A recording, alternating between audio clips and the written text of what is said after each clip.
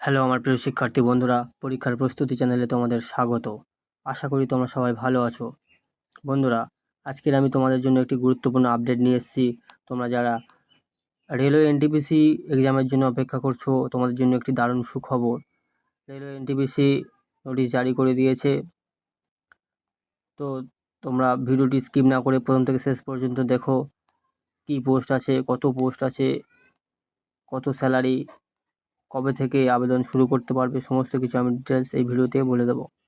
তো বন্ধুরা চলো আজকে আমাদের ভিডিও শুরু করি। রেলওয়ে এনটিপিসি রিক্রুটমেন্ট 2025 অর্গানাইজেশন দেখে নাও, ministry of railway, government of India. Post name non technical popular category বা NTPC, non technical popular category বা এনটিপিসি। Total post 30,300 plus. 30,300 প্লাসে তোমাদের রিক্রুটমেন্ট হবে।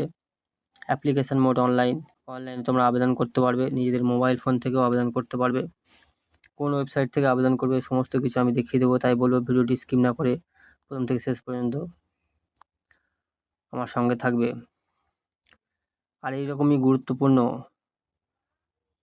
চাকরির আপডেট পেতে আমার চ্যানেলটিকে সাবস্ক্রাইব করে পাশে থাকা বেল আইকনটিকে প্রেস করে অল করে রাখবে, যাতে আগামী দিনে এরকমই গুরুত্বপূর্ণ আপডেট তোমাদের কাছে সবার আগে পৌঁছে যায়। এলিজিবল কারা আবেদন করতে পারে দেখে নাও। মেল ফিমেল সমস্ত ভারতবর্ষের থেকে আবেদন করতে পারবে, মেল ফিমেল। পোস্ট নেম, কী পোস্টে আবেদন করতে পারবে এবং সেই পোস্টে কত স্যালারি, কত ভ্যাকান্সি আছে, আমি সমস্ত কিছু তোমাদের ডিটেলস বলে দেবো। দেখে নাও। Post name chief commercial cum ticket supervisor.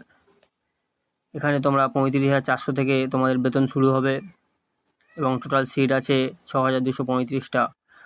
6,235টা total seat এবং 35,400 টাকাতে বেতন শুরু।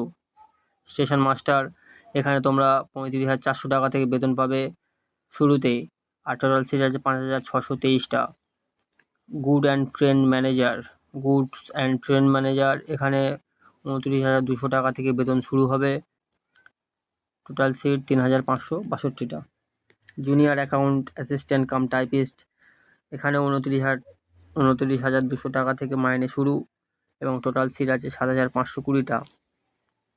Senior clerk cum typist, total seat আছে 7,367টা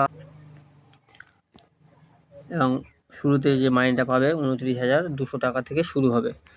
কোয়ালিফিকেশান কী লাগবে দেখে নাও। গ্র্যাজুয়েট, যে কোনো শাখার গ্র্যাজুয়েট হলেই হবে।